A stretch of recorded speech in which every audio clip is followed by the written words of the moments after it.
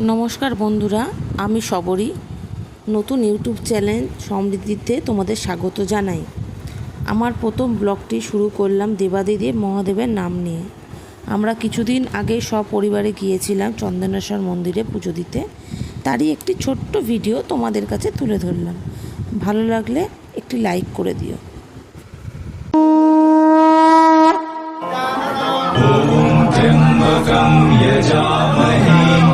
सुगन्धिं पुष्टिवर्धनम् उर्वारुकमिव बन्धनान् मृत्योर्मोक्ष्यमामृतात् ॐ त्र्यम्बकं यजामहे सुगन्धिं पुष्टिवर्धनम् उर्वारुकमिव बन्धनान् मृत्योर्मोक्ष्यमामृतात् ॐ त्र्यम्बकं